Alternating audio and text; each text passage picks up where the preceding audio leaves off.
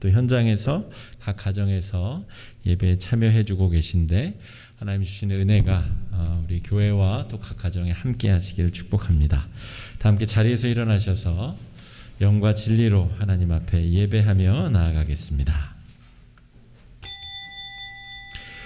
오라 우리가 여호와께 노래하며 우리의 구원의 반석을 향하여 즐거이 외치자. 우리가 감사함으로 그 앞에 나아가며 시를 지어 즐거이 그를 노래하자. 여호와는 크신 하나님이시요 모든 신들보다 크신 왕이시기 때문이로다. 아멘.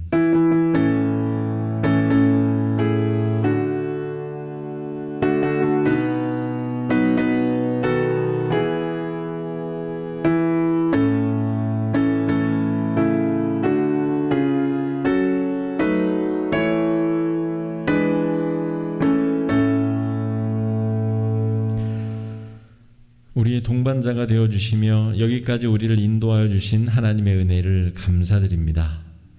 주님은 환난 중에 우리의 피난처가 되어주셨으며 고단한 인생길을 걸어갈 때에 우리의 지친 발이 넘어지지 않도록 붙들어 주셨습니다. 주님께서 베풀어 주신 그 수많은 은혜를 잊지 않으며 하나님 앞에 살아갈 수 있도록 축복하여 주심을 감사드립니다. 오늘 저희들이 주님을 향한 진심 어린 마음과 정성껏 준비한 예물을 가지고 성전에 올라와 감사의 예배를 드립니다. 우리가 드리는 예배를 기쁘게 흠양하여 주시옵시고 하나님께서 이 시간에 우리 가운데 흡족한 은혜의 담비 허락하여 주시옵소서. 예배의 주관자가 되시는 예수님의 이름으로 기원하오며 이어서 고백의 기도를 드립니다. 자비로우신 하나님 아버지, 진실한 마음으로 하나님을 따르지 않았던 저희들의 생활에는 공허함이 가득했습니다. 세상에 지식은 있었을지 몰라도 하나님을 섬기는 참 지혜는 없었고 육체의 자유는 있었으나 보람 있는 열매는 맺지 못하였고 물질은 있었으나 참된 만족은 없었습니다. 믿음은 있었으나 행함은 없었고 기도는 있었으나 응답이 없었고 아픔과 고통은 있었으나 눈물은 말라버린 메마른 삶을 살았습니다. 주님, 우리의 어리석음을 용서하여 주시옵소서. 메마른 대지를 적시는 비와 같이 풀잎에 내리는 아침 이슬과 같이 주님의 사랑과 은혜로 우리의 영혼을 충분히 적셔 주시옵소서. 주님의 은혜를 사모하며 회개하는 우리 모두에게 참된 지혜와 신앙의 열매와 기도의 응답을 허락하여 주시옵소서. 죄사함에 감격하는 눈물을 주시옵소서.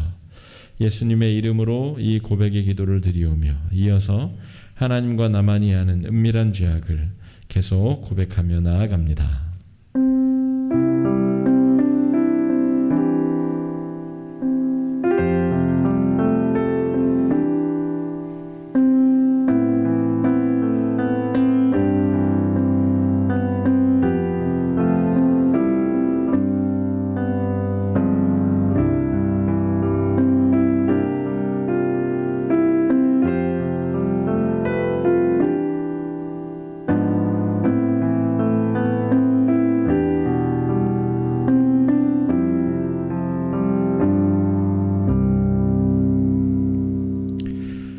악인이 만일 그가 행한 모든 죄에서 돌이켜 떠나 내 모든 율례를 지키고 정의와 공의를 행하면 반드시 살고 죽지 아니할 것이라. 그 범죄한 것이 하나도 기억함이 되지 아니하리니 그가 행한 공의로 살리라. 아멘. 사도신경으로 우리 신앙을 고백하겠습니다. 나는 전능하신 아버지 하나님 천지의 창조주를 믿습니다. 나는 그의 유일하신 아들 우리 주 예수 그리스도를 믿습니다.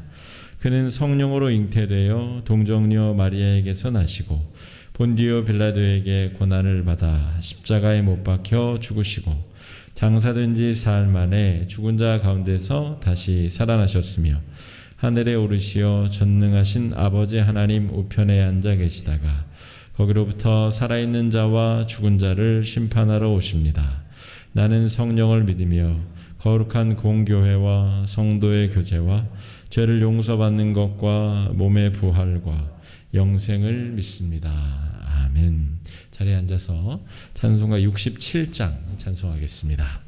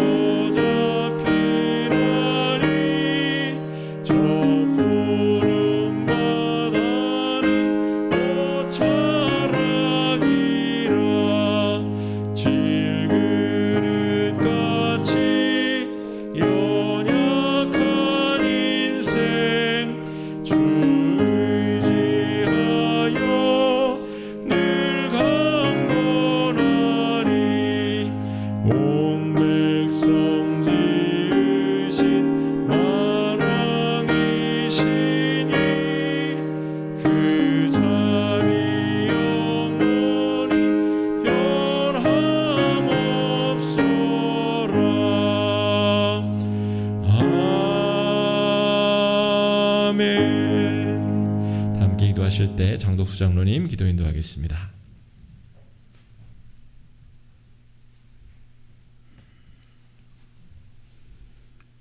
믿음으로만 보게 하시는 하나님 아버지, 이 시간 믿음으로 하나님께 예배 드립니다. 온 가족이 함께 마음을 모아 진정으로 드리는 귀한 예배가 되게 하여 주시옵소서. 우리를 위하여 십자가에 죽으신 예수님, 대장부처럼 허리를 묶고 흔들리지 않는 믿음으로 주 예수님만 바라보기를 원합니다. 풍파많은 험난한 여정 속에서 한 줄기 빛과 같은 믿음으로만 주 예수님을 바라보는 시간들로 우리 모두를 인도하여 주시옵소서. 하나님 아버지, 순응하게 하여 주시옵소서. 나를 사랑하는 자들이 나의 사랑을 입으며 나를 간절히 찾는 자가 나를 만날 것이다 말씀하시는 주님의 음성, 말씀을 바라보기를 원합니다. 하나님 아버지, 세상 풍파 근심 걱정에 헤매이는 저희들을 용서하여 주시옵소서. 성령님의 도우심 속에 이 계절 더욱더 가까이 주님을 만나기를 원합니다. 연약한 저희들의 쓴뿌리를 제하여서 더욱더 주님만을 믿음으로 찾고 만나며 사랑하게 하여 주시옵소서. 폭풍 가운데서도 우리와 함께 하시는 하나님 아버지, 코로나와 함께하는 새로운 국면으로 넘어가고 있는 이때, 이 나라 이 교회들을 보호하시고 세우시고 인도하여 주시옵소서. 곳곳마다 바른 가치를 추구하며 선하신 하나님 아버지만을 바라보며 진리 가운데 새롭게 서가는 복과 은혜를 더하여 주시옵소서. 잠깐 고난당한 우리를 친히 온전하게 하시며 굳건하게 하시며 강하게 하시며 더를 견고하게, 우리의 믿음을 견고하게 인도하여 주시옵소서. 소망을 주시는 하나님 아버지, 화곡중앙교회가 새로운 소망으로 거듭나게 하여 주시옵소서. 교회를 위하여 세우시는 주의 종들을 더욱더 강한 소명으로 붙드시고 인도하여 주시옵소서. 하나님 아버지, 오늘 특별히 재직회와 공동의회를 통하여 하나님, 교회를 사랑하고 그동안 교회를 위하여 애쓰신 김남영 목사님, 주님 위임으로 인도하여 주시옵시고, 하나님, 교회와 성도를 위하여 사랑하기에 부족함이 없도록 주의 종을 굳건하게 인도하여 주시옵소서. 하나님 아버지, 이제 이 지역에서 더욱더 빛과 소금의 소명을 감당하며 주님을 기쁘시게 하는 교회로 서가기를 원합니다. 주님의 사랑을 지역과 선교지마다 전하는 귀한 교회로서 화곡중앙교회를 더욱 세우시고 인도하여 주시옵소서. 우리 모두 이 소명에 순응하는 시간으로 인도하여 주시옵소서. 소망을 품게 하시는 하나님 아버지, 슬픔과 환난과 연약함 속에 있는 우리를 도와주시옵소서. 주신 말씀 따라 하나님 아버지, 어찌하여 낙심하며 어찌하여 내 속에서 불안해하는가. 오늘 주시는 말씀 따라 하나님 아버지께만 소망을 두고 하나님 아버지의 도우심을 믿으며 찬송하기를 원합니다. 구원자 예수님, 모든 소망 가운데 이 큰 소망을 부여잡고 한 걸음 한 걸음 다시금 이 여정을 걸어가게 하여 주시옵소서. 하나님 아버지, 감사의 계절에 지금까지 보호하시고 지켜주시고 세워주시고 인도하시는 주님만을 바라며 걷는 우리 모두가 되게 하여 주시옵소서. 하나님 감사합니다. 예수 그리스도의 이름으로 기도드립니다. 아멘.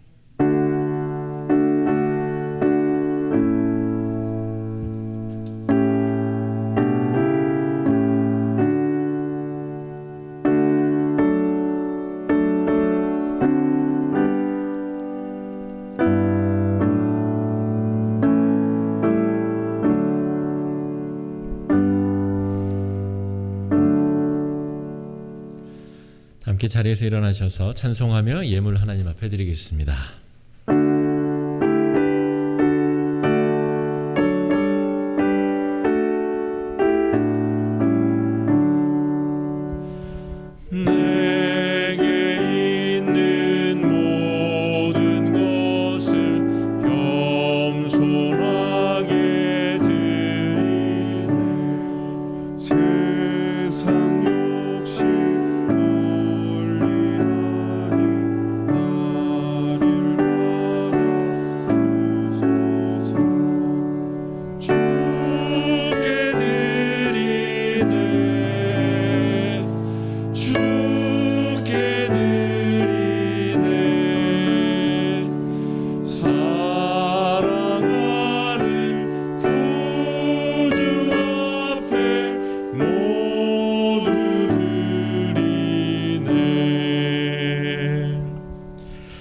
우리의 생명과 모든 소유의 참 주인이 되시는 하나님 아버지, 지난 한 주간도 오직 주의 은혜로 우리가 살고 누렸음을 고백합니다.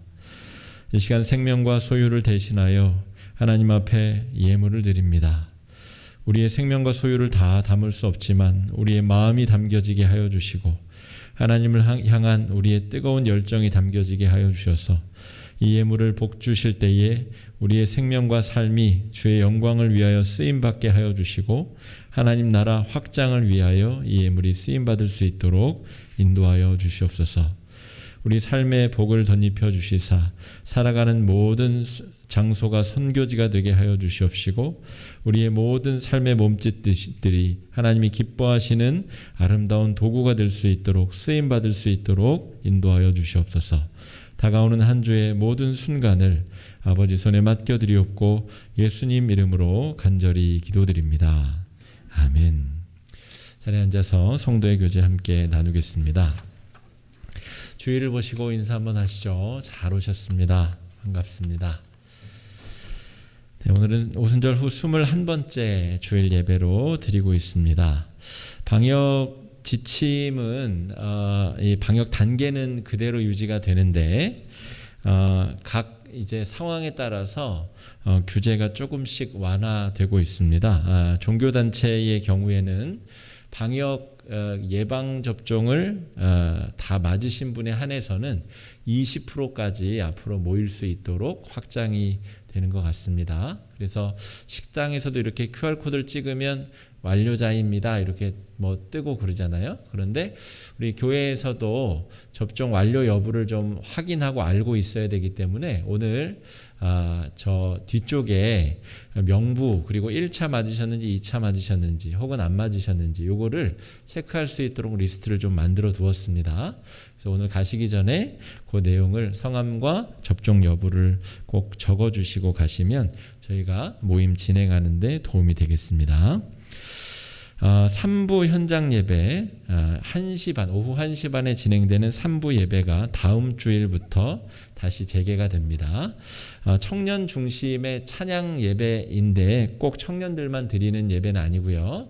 1부, 2부, 3부 예배 중에 여러분 시간이 허락하시는 시간대에 참여하시면 좋겠고요. 가급적 1부나 3부 쪽으로 참여해 주시면 또 여러분이 함께 또 예배 드릴 수 있겠습니다. 추수감사주의를 11월 7일로 지금 준비하고 기도하고 있습니다. 오늘 예배 후에 조금 시간이 걸리겠지만 재직회와 공동의회를 진행하게 됩니다. 공동의회의 의제는 저를 위임 목사로 청원하는 건을 처리해야 되는데 이것은 노회에서 대리 당회장이 오셔야 되기 때문에 노회장님을 모시고 진행을 하게 되겠고요. 그 사이에 재직회를 열고 저희 정기 재정 보고와 또 연말까지 저희가 실행하려고 준비하고 있는 항존직 선거 관련된 여러 안내 말씀들을 좀 드리려고 합니다. 오늘 예배에 참여하신 성도님들께서는 오늘 예배 끝나고 저희가 시장하실까봐 떡을 준비하긴 했는데 그거는 예배당에선 드실 수 없고요. 일단 가시면서 드실 수 있도록 준비를 하겠고요. 오늘 30-40분 정도 조금 이제 지체가 되겠지만 재직회와 공동의회 참여해 주시고 특별히 공동의회는 우리 참여하신 성도님들의 서명 날인을 필요합니다. 그래서 재직회 중에 요 용지가 돌면 서명 날인에 참여해 주시면 감사하겠습니다. 지난주 1부 예배 때 우리 김명임 성도님 등록해 주셨는데요. 강서구에 사시고 김민지 권사님 전도로 등록하셨습니다. 오늘은 사정이 있어서 1부 예배 못 나오셨는데 잘 정착할 수 있도록 여러분 기도해 주시기를 바랍니다. 장례 안내를 드립니다. 박매수 권사님 모친 되시고 이기환 장로님 장모 되시는 고 장신현 집사님 하나님 나라 부름을 어저께 받으셨습니다. 충북 제천 제1장례식장에서 장례가 진행이 되는데 교회장은 아니고요. 우리는 오늘 방문하여 위로 예배를 드리려 합니다. 오늘 오후 3시에 출발하려고 합니다. 현장에서는 6시나 6시 반쯤 예배가 진행될 것 같습니다. 그래서 참여하시기 원하시는 성도님들은 3시 출발 시까지 교회로 모여주시면 참여하실 수 있겠습니다. 다른 내용들은 주보의 내용을 참조해 주시기 바랍니다. 오늘 우리에게 주신 하나님 말씀 구약성경 욥기 38장 1절로 7절 그리고 34절로 41절입니다. 구약성경 799쪽쯤에 있는데요. 저 여러분 한 절씩 교독하겠습니다. 그때 여호와께서 폭풍 우 가운데에서 욥에게 말씀하여 이르시되 무지한 말로 생각을 어둡게 하는 자가 누구냐? 너는 대장부처럼 허리를 묶고 내가 내게 묻는 것을 대답할지니라. 내가 땅에 기초를 놓을 때에 내가 어디 있었으며 내가 깨달아 알았거든 말할지니라. 누가 그것의 도량법을 정하였는지 누가 그 줄을 그것의 위에 띄었는지 내가 아느냐. 그것의 주추는 무엇 위에 세웠으며 그 보통의 돌을 누가 놓았느냐? 그때에 새벽 별들이 기뻐 노래하며 하나님의 아들들이 다 기뻐 소리를 질렀느니라. 내가 목소리를 구름에까지 높여 넘치는 물이 내게 덮게 하겠느냐? 내가 번개를 보내어 가게 하되 번개가 내게 우리가 여기 있나이다 하게 하겠느냐? 가슴속의 지혜는 누가 준 것이냐? 수탉에게 슬기를 준 자가 누구냐? 누가 지혜로 구름에 수를 세겠느냐? 누가 하늘의 물주머니를 기울이겠느냐? 티끌의 덩어리를 이루며 덩어리가 서로 붙게 하겠느냐? 내가 사자를 위하여 먹이를 사냥하겠느냐? 젊은 사자의 식욕을 채우겠느냐? 그것들이 굴에 엎드리며 숲에 앉아 숨어 기다린. 함께 읽습니다. 까마귀 새끼가 하나님을 향하여 부르짖으며 먹을 것이 없어서 허우적거릴 때에 그것을 위하여 먹이를 마련하는 이가 누구냐. 아멘. 김유민 집사님 찬양으로 하나님께 영광 돌리겠습니다.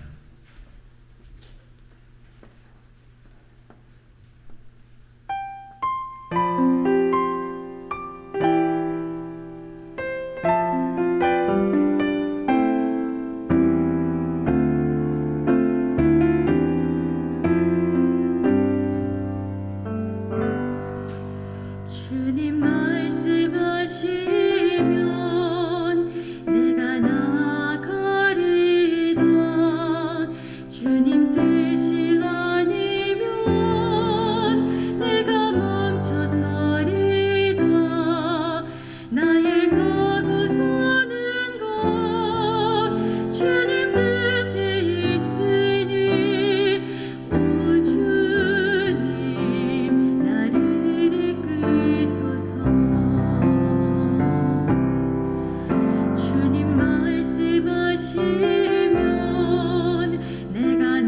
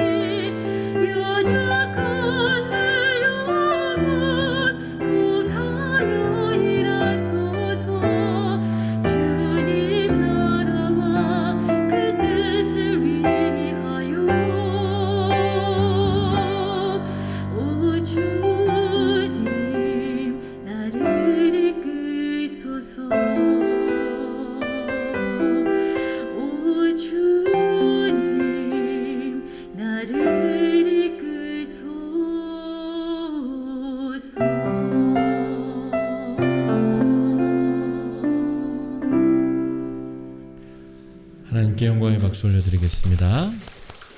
잠시 기도하겠습니다. 사랑의 주님, 하나님의 말씀 앞에 주의 백성들 섰습니다. 한 주간 지치고 고된 마음을 위로하여 주시옵시고 활력이 필요한 그 심령에 성령의 생명의 기운을 불어 넣어 주시옵소서. 주실 은혜를 사모하옵고 예수님 이름으로 간절히 기도드립니다. 아멘. 폭풍호 가운데서라는 제목으로 욥기 말씀 함께 좀 나누겠습니다. 오늘 본문의 주인공은 욥입니다. 욥. 제가 대학에 들어갔을 때, 신학교에 들어갔을 때 우리 동기 중에 욥이라는 이름을 가진 친구가 한 명 있었습니다. 제가 다윗이라는 이름도 들어봤고 뭐 여러 성경의 이름들은 들어봤는데 그 욥이라는 이름을 처음 들었어요. 그리고 그 당시는 잘 깨닫지 못했는데 그 친구는 군대를 가고 아마 다시 복학하지 않고 아마 다른 길로 접어들어서 지금은 우리 동기들하고 아무도 연락이 안 되고 있는데 그때는 깨닫지 못했지만 지금 깨닫는 것은 이 욥이라는 이름의 무게를 안고 평생을 그 이름으로 불리며 살아가는 것이 참 쉽지는 않을 것 같다라는 생각을 해보았습니다. 왜냐하면 성경에 등장하는 그 수많은 인물 중에서 고난이라고 할 때 가장 먼저 우리가 떠올리는 이름이 욥이고 여러 고난을 겪어내고 이겨낸 인물들이 많지만 욥처럼 고난 가운데 아주 힘든 시간을 보낸 사람은 우리가 그 다른 예를 찾아보기 어려울 정도로 아주 독특한 삶의 이력을 가지고 있는 사람이기 때문에 그렇습니다. 욥의 고난을 우리 특징지어서 두 가지 정도만 살펴보자면 첫 번째로는 예상치 못한 고난을 당했다는 겁니다. 욥은 당대 의로운 사람, 그 동방의 의로운 사람이라 칭할 정도로 하나님 앞에 바로 살기 위하여서 아주 갖은 노력을 강박적으로 기울였었던 사람입니다.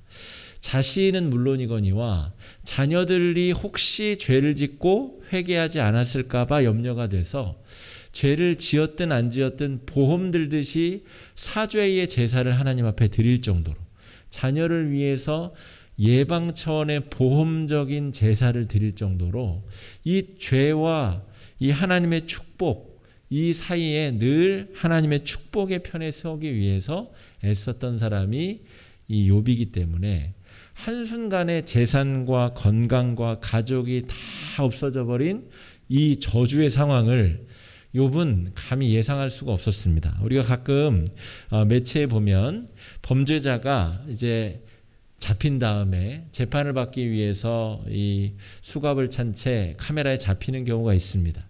그럴 때 그 범인들의 입에서 그냥 차라리 잡혀서 다행입니다. 더 이상 마음고생이라도 하지 않고 이렇게 된 게 차라리 다행입니다. 죄송합니다. 이렇게 말하는 범죄자들을 우리가 가끔 보게 됩니다.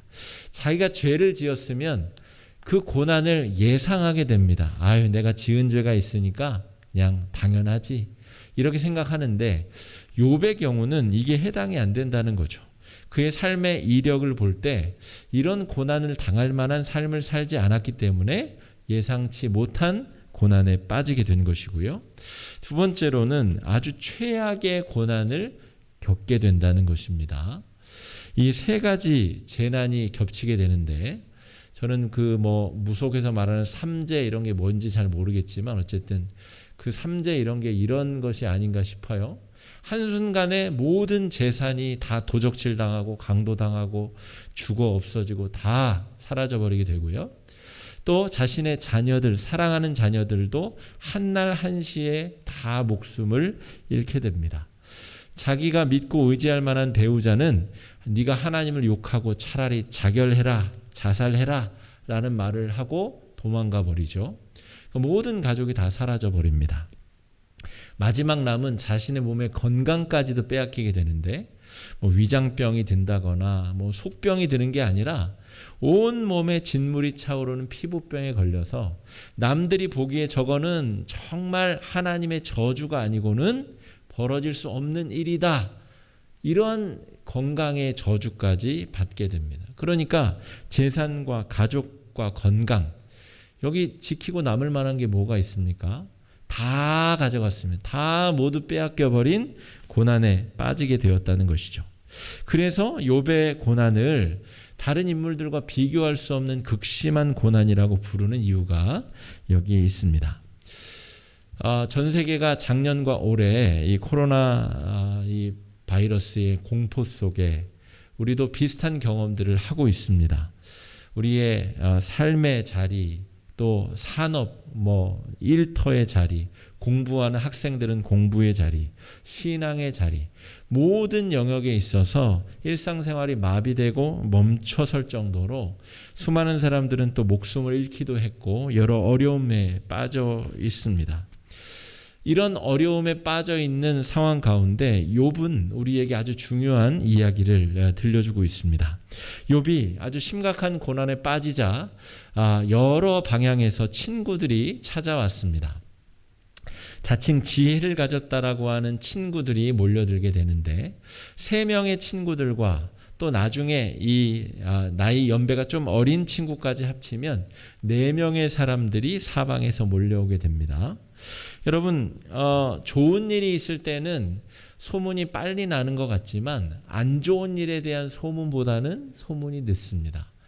그러니까 지금 이 욥이 살고 있는 곳과 이 친구들이 온 이 지역은 거리적으로 상당히 멀음에도 불구하고 욥에게 벌어진 이 악재가 겹친 사건 때문에 이 소식이 전해져서 멀리에서부터 친구들이 찾아왔다는 것이죠. 그런데 이 친구들이 욥의 상황을 보니까 얼마나 한숨이 나왔던지 말씀에 보면 사흘 7일 동안을 욥 옆에 앉아가지고 한마디 말을 입에서 뗄 수 없었다 이렇게 기록하고 있습니다. 그러니까 얼마나 처참한 상황인지 위로의 말조차도 건넬 수 없는 그런 상황에 욥이 빠져 있었다는 것이죠. 그리고 4장에서 욥이 드디어 입을 여는데 친구들은 아예 말 한마디조차 입에 뗄 수 없었고 이 욥 스스로가 자기 생일을 저주하는 내용으로 첫 번째 말을 입을 떼게 됩니다. 그러니까 얼마나 욥의 상황이 지금 지독하게 어려운 상황인가 우리가 알 수 있죠. 친구들이 이제 욥이 말문을 열자 그를 위로한답시고 하는 말들의 내용이 이런 것입니다. 짓지도 않은 죄를 회개해라. 그래야 이 고난으로부터 네가 빠져나올 수 있다라고 하는 내용들을 친구들이 계속 하게 됩니다. 욥은 아브라함과 비슷한 시대의 사람이다라고 성경학자들이 이야기합니다. 그러니까 지금으로부터 약 4,000년 전의 사람이라는 것이죠. 그 당시의 사람들의 사고방식은 원인이 있어야 결과가 있다. 이런 아주 단순한 사고방식을 하고 있었어요. 그러니까 결과는 이미 벌어졌죠. 한 가지 고난이 닥치는 것도 지금 있을까 말까 한데 3가지 고난이 아주 지독하게 임했다는 결론이 있다는 것은 원인이 반드시 네가 죄를 지었기 때문이다. 그렇게 원인을 다 정해놓고 대화를 하고 있는 것입니다. 네가 죄를 지었는데 네가 가식 떨면서 네가 의로운 척하느라고 회개를 안 해서 그렇지 빨리 회개를 해야 이 고난에서 벗어날 수 있다. 욥의 입장에서는 아까 말씀드렸다시피 욥은 마치 짓지도 않은 죄를 위해서도 회개의 제사를 드렸던 사람이기 때문에 이 말을 받아들일 수가 없는 겁니다. 아니 어떻게 짓지도 않은 죄를 지었다고 회개를 하란 말이냐. 잘 알지도 못하면서 우리가 조언이랍시고 하는 이야기들이 많이 있습니다. 충분히 잘 아는 사이에서 정말 사랑하는 마음으로 조언을 해도 그 조언이 그 사람에게 따뜻하게 들릴까 말까 한데 잘 알지도 못하면서 욥이 죄의 문제를 어떻게 대하는지 지금까지 친구들은 욥에 대해서 잘 알지도 못하면서 짓지도 않은 죄를 회개하라 이렇게 이야기하니까 욥의 입장으로서는 계속 토론을 벌여가면서까지 이 죄를 고백할 죄가 없는데 어떻게 고백을 하라는 말입니까? 지금처럼 신약의 시대처럼 마음속 생각 이런 것을 죄로 여기던 때가 아닙니다. 행위로 죄를 지어야 죄라고 여기던 시대에 짓지도 않은 행위의 죄를 회개하라고 하니까 욥이 지금 용납할 수가 없는 것이죠. 욥에게 있어서 가장 큰 고통은 이것입니다. 여러 재산과 자녀들과 또 건강, 또 자신이 친구들로부터 오해받고 있는 것도 큰 고통인데, 욥이 가장 크게 느끼는 고통은 무엇이냐면 고난의 진짜 원인을 알고 싶다는 겁니다. 그러니까 친구들이, 지혜자들이 와서 하는 진단은 다 거짓되고 인정할 수가 없는 이야기들이에요. 자기는 죄를 지은 적이 없으니까. 그러면 내 고난의 원인에 대해서 이야기해 줄 수 있는 유일한 주체는 하나님 한 분밖에 없는데, 그 하나님이 내 고난의 이유에 대해서 말씀을 하셔야 내가 회개를 하든지 내가 받아들이든지 자결을 하든지 내가 그것을 받아들일 수 있겠다. 그래서 하늘로부터 아무 소리도 들리지 않는 이 문제가 욥에게 있어서는 가장 큰 고통의 주제이다 하는 것이죠. 여러분, 우리도 비슷한 상황에 빠질 때가 참 많이 있습니다. 왜 하필 나에게 이런 일이 벌어지는가? 왜 하필 나는 이런 상황에 주어지게 되었는가? 여러 우연과 우연이 겹쳐서 나는 왜 이런 고난 가운데 있는가? 라고 할 때 여러 사람들이 위로하고 조언의 말을 하지만 하나도 위로가 안 될 때가 있죠. 하나님께서 이 문제에 대해서 이야기해 주셔야 내 마음이 후련할 것 같은데, 하나님께서 침묵하실 때 우리는 가장 큰 고통을 겪는다 하는 것이죠. 고난의 원인에 대한 궁금증이 욥에게 있어서 가장 큰 고통의 문제, 절망의 문제다, 이렇게 말할 수가 있겠습니다. 구약 창세기로 가볼 때도 이 궁금증의 문제가 얼마나 이 심각하고 커다란 주제인가를 우리는 알 수 있습니다. 창세기 3장에서 하와가 선악과를 따먹고 남편에게도 주죠. 그런데 하나님께서 네가 그 실과를 먹는 날에는 정령 죽을 것이다 경고하셨음에도 불구하고 생명을 걸고 자기가 원할 만큼의 그런 강력한 마음에 동요를 주는 요인이 뭐가 있을까? 그게 바로 궁금증이었다는 것이죠. 창세기 3장 5절 6절 말씀 한번 같이 읽어보겠습니다. 시작. 너희가 그것을 먹는 날에는 너희 눈이 밝아져 하나님과 같이 되어 선악을 알 줄 하나님이 아심이니라. 이건 뱀이 하는 말이죠. 여자가 그 나무를 본즉 먹음직도 하고 보암직도 하고 지혜롭게 할 만큼 탐스럽기도 한 나무인지라. 그 열매를 따먹고 자기와 함께 있는 남편에게도 주매 그도 먹은지라. 하와 입장에서는 창조되고 났더니 자기보다 먼저 창조된 아담이라는 인물이 있는 거죠. 그리고 그 아담은 산으로 들러 다니며 이름도 지어주고 하나님이 맡기신 일도 있는데 자기는 그 아담을 돕는 배필로 지었다는 말이죠.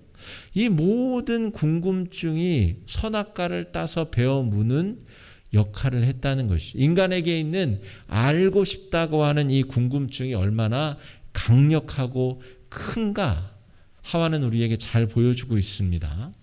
욥의 경우는 도무지 이해할 수 없는 이 고난의 원인에 대한 문제를 알고자 하는 것, 이것이 지금 하나님 앞에 떼를 쓰고 울부짖고 하나님 앞에 강력히 요청하는 내용이다 하겠습니다.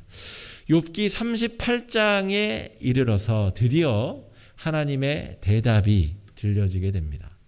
여러분, 얼마나 오랜 시간 동안 친구들과 토론하며 쟁론하며 이 고난의 원인에 대해서 싸웠습니까? 근데 드디어 하나님의 대답이 오늘 38장에서 들려지게 된다 하는 것입니다. 근데 하나님의 그 대답의 장면을 우리가 좀 묵상해 볼 필요가 있는데 1절에 보면 하나님께서 폭풍우 가운데에서 욥에게 말씀하셨다라고 기록하고 있습니다. 왜 폭풍우 가운데서 말씀하셨을까? 우리가 이 말씀을 좀 생각해 봐야 됩니다. 여러분, 폭풍우 가운데 한 10분 이상 계셔본 분 계세요? 폭풍우 가운데. 제가 말씀을 준비하면서 생각해 봤습니다.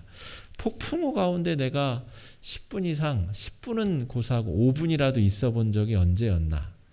아마 잘 기억은 안 나지만 그런 때가 있었다면 군대 시절이 아닐까 싶습니다.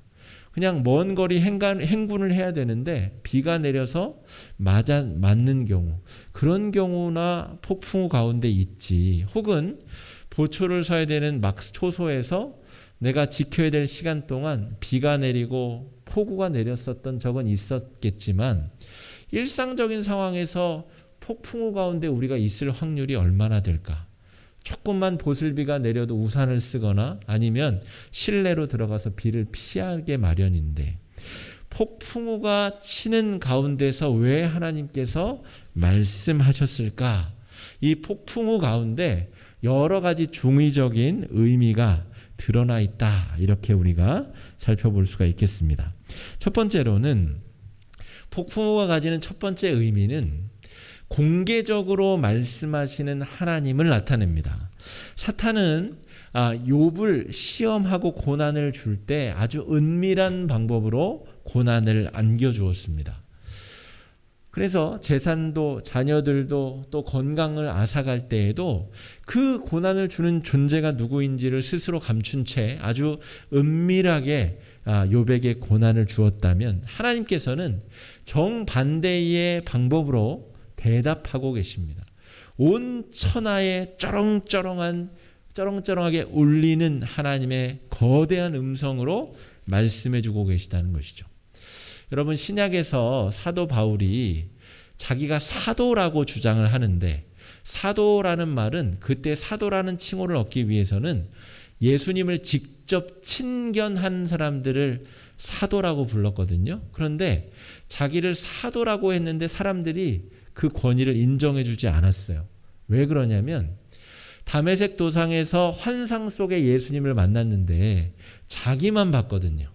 옆에 있는 사람들도 그 예수님의 음성을 듣지 못했기 때문에 사람들이 바울아, 네가 예수님을 만났다는데 너만 알지 않느냐. 그래서 바울이 이 사도권을, 자기가 사도임을 입증하는데 아주 많은 공을 들이게 됩니다. 그런데 오늘 욥에게 말씀하시는 하나님을 보십시오. 이 세 명의 토론을 벌였었던 사람들도 부인할 수 없을 정도로 명확하게 거대한 목소리로 하나님께서 폭풍우를 뚫고 공개적으로 욥에게 대답하고 계시다는 것이죠. 어저께 날이 추워지기 전에 바람이 많이 불었습니다. 우리 화곡역에는 바람이 한 20 정도로 분다면 요 까치산 위에는 한 70, 80 정도의 바람이 부는데 어제도 굉장히 바람이 많이 불었습니다. 이 말씀을 준비하면서 이 바람 소리를 뚫고 하나님이 말씀하시려면 얼마나 크고 웅장하고 또렷하게 말씀하셔야 될까를 생각해 봤습니다. 게다가 비까지 내리고 폭풍우 속에서 말씀하신 하나님, 너무나 분명하고 명확하게 우리의 고난의 현장에 대해서 말씀해 주시는 하나님의 음성이 우리에게도 이 시간에 들려질 수 있기를 바랍니다. 이 폭풍우에 숨겨진 하나님의 의도는 만천하에 하나님의 말씀을 선포하신다는 의미가 들어 있습니다. 두 번째, 폭풍우라고 하는 이 상징은 이 통제 불가능한 고난의 현실을 상징한다고 볼 수 있습니다. 여러분, 현대과학이 이렇게 발전을 해도 폭풍우가 몰아치는 것을 막을 길이 없습니다.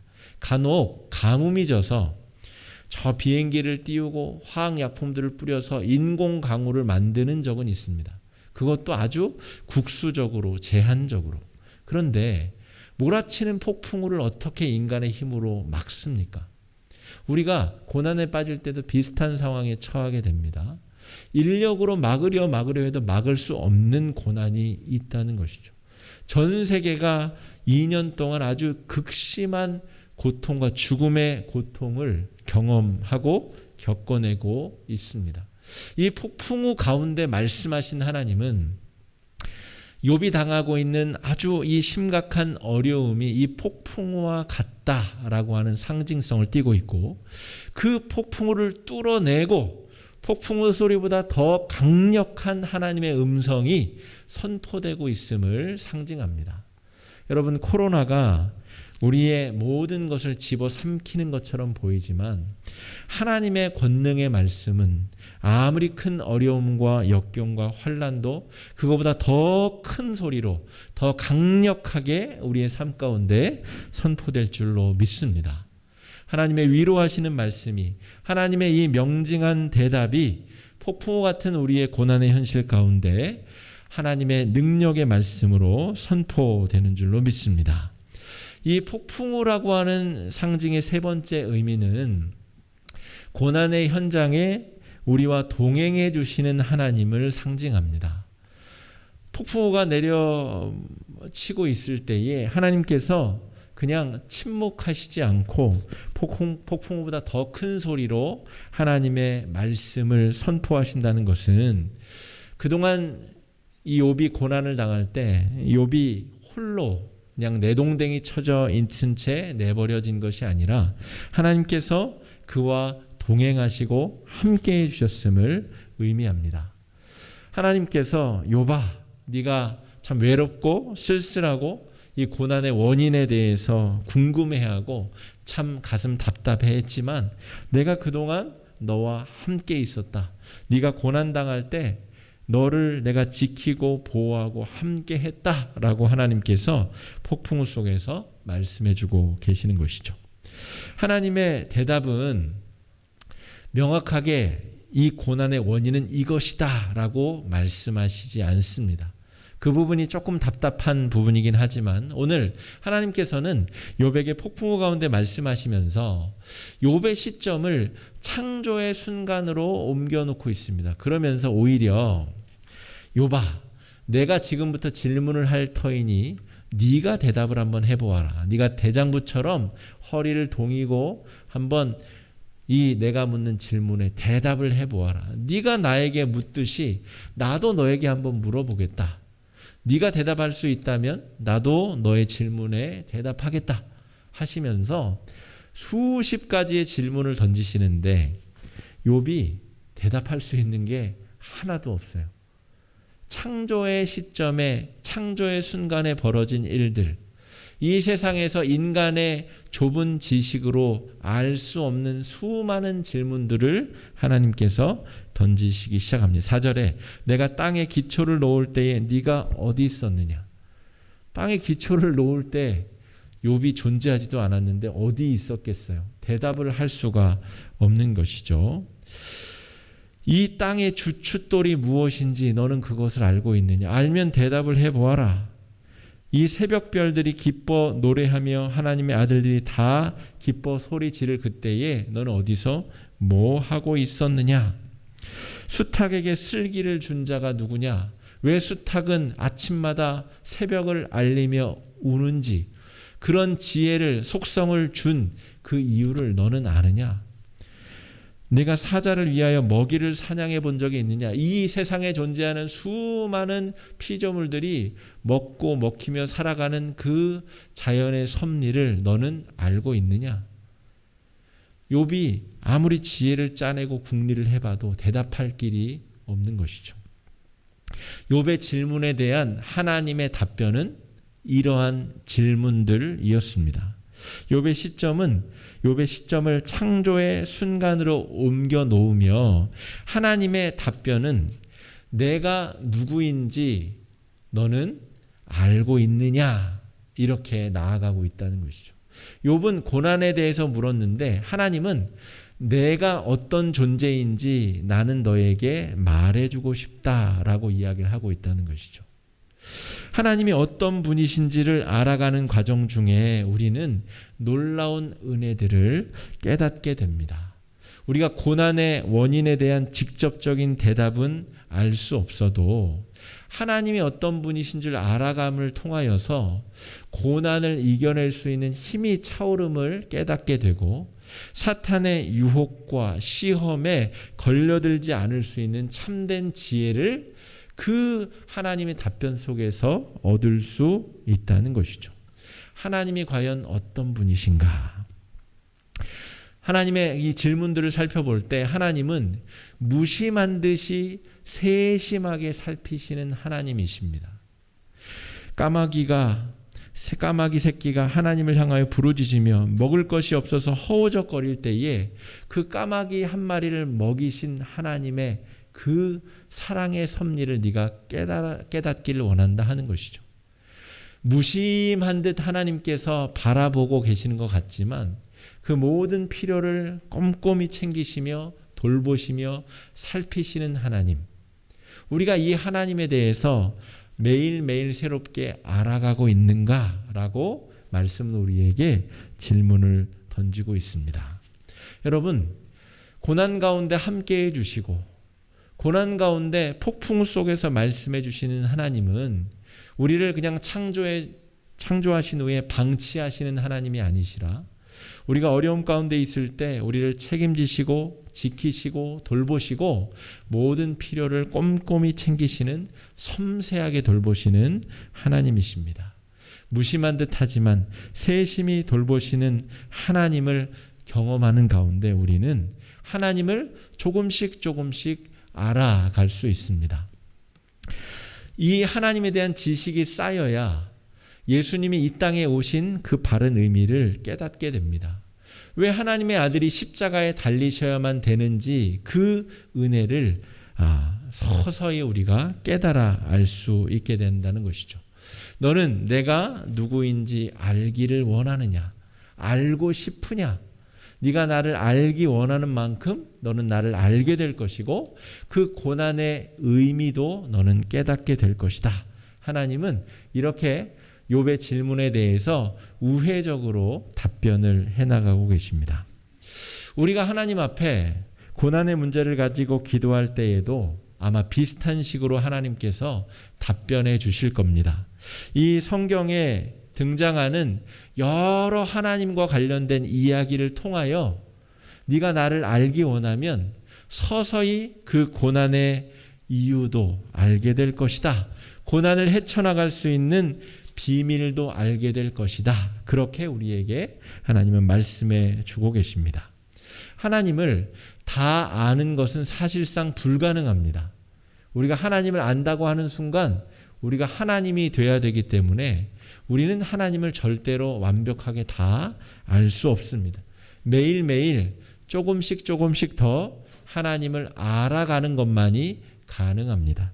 그리고 하나님을 알아가는 그 모든 과정 가운데 우리는 우리에게 찾아온 고난을 다룰 수 있는 기술과 능력과 실력을 갖추게 된다는 것이죠. 다 알 수는 없지만 서서히 조금씩 하나님을 알아가는 과정 가운데 하나님은 우리에게 이러한 선물을 주십니다. 사탄의 속임수를 간파할 수 있는 능력을 그 가운데 얻게 됩니다. 명징하게 말씀해 주신 하나님의 음성과 은밀하게 암약하는 사탄의 계획을 구분할 수 있는 실력과 능력을 얻게 될 수 있다는 것이죠. 또 한 가지는 고난을 내가 무찌를 수 있는 실력과 능력까지는 아니더라도 적어도 오늘 하루를 넉넉히 승리할 수 있는 은혜를 우리가 하나님을 조금씩 알아가는 과정 가운데 우리는 은혜의 선물로 받게 됩니다. 내일도 물론 힘들겠지만 내일은 또 내일 넉넉하게 이겨낼 힘을 우리에게 주시는 하나님을 우리는 믿습니다. 우리가 죽을 때까지 우리의 고난의 원인에 대하여 우리는 해답을 얻지 못할 수 있을지 몰라도 매일매일 하나님이 어떤 분이신지 알아가기 원하는 사람에게 하나님께서 그날에 합당한 은혜와 그날에 합당한 지혜를 우리에게 열어주실 줄로 믿습니다. 어려운 시기를 한국 교회와 우리 속한 모든 성도들 다 같이 보내고 있습니다. 이런 때에 욥처럼 답답한 마음이 우리 마음을 잠식할 수 있습니다. 그러나 하나님의 그 웅장한 음성을 기대하는 마음으로 하나님의 말씀을 펼치시고 또 선포되는 말씀에 귀를 기울이시고 이 하나님을 알아가기 위한 열정으로 우리의 마음을 채워나간다면 각기 다른 우리의 고난의 문제에 대한 하나님의 명확한 음성이 우리 삶 가운데 들려지게 될 줄로 믿습니다. 이 시간에 우리 다 함께 기도하실 때에 주님, 우리 인생에도 욥에게 들려주신 것처럼 하나님의 음성을 들려주십시오. 하나님의 이 말씀이 더욱더 사모되어지고 가까이 되어서 이 말씀을 통하여 오늘의 고난을 이겨낼 수 있는 힘과 능력과 실력을 우리에게 달라고 시간에 함께 마음을 합쳐 기도하며 나아가겠습니다. 기도하겠습니다. 사랑의 주님, 욥에게 말씀해 주신 하나님께서 이 시간 우리에게도 오늘 말씀하여 주시옵시고 하나님의 권능의 역사를 경험할 수 있도록 아버지 인도해 주시고 주장해 주시고 역사하여 주시옵소서. 연약하고 부족한 우리 인생 가운데 찾아온 고난의 문제를 우리가 뛰어넘지 못하고 좌절하고 낭망하지 아니하게 하여 주시옵시고 다 이해할 수는 없지만 다 깨달을 수는 없지만 하나님의 그 은혜의 장중에 우리를 붙들어 주셔서 주시는 지혜로 말미암아 주시는 믿음으로 말미암아 능히 이겨낼 수 있도록 주 아버지 함께하여 주시옵소서. 오늘을 하루를 오늘의 고난을 넉넉히 이겨낼 힘을 우리에게 허락하여 주시옵시고 내일의 은혜는 또 내일 또 사모하며 나아가게 하여 주시옵소서. 다 깨달을 수 없어도 하나님의 질문에 하나도 대답할 수 없더라도 우리가 하나님을 믿고 의지하는 마음으로 우리와 동행해 주시는 하나님으로 말미암아 승리할 수 있도록 좀 역사해 주시고 인도해 주시고 주장해 주시고 함께하여 주시옵소서.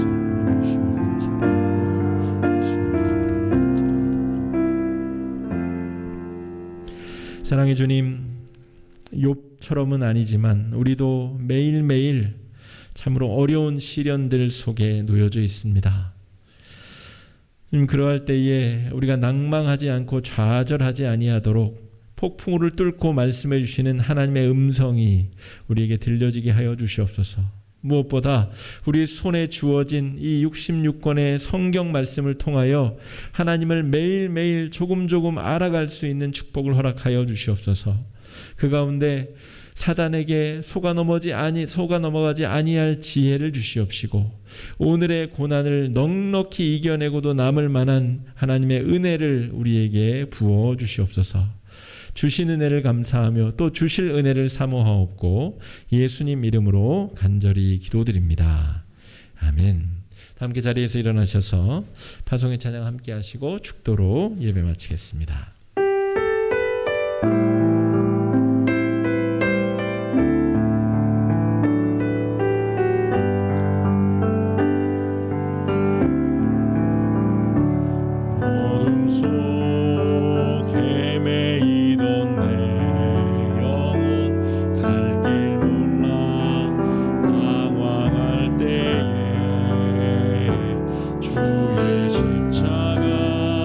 영광의 그 빛이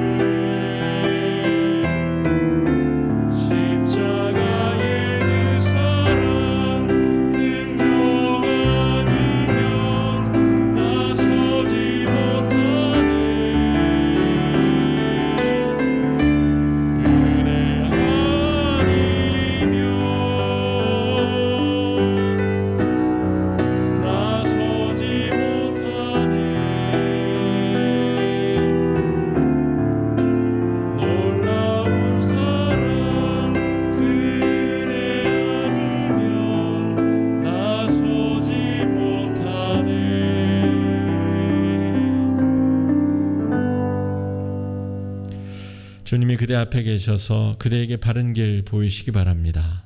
주님이 그대 곁에 계셔서 그대를 팔로 껴안아 지키시기 바랍니다. 주님이 그대 뒤에 계셔서 못된 사람들의 나쁜 계획에서 그대를 보존하시기 바랍니다.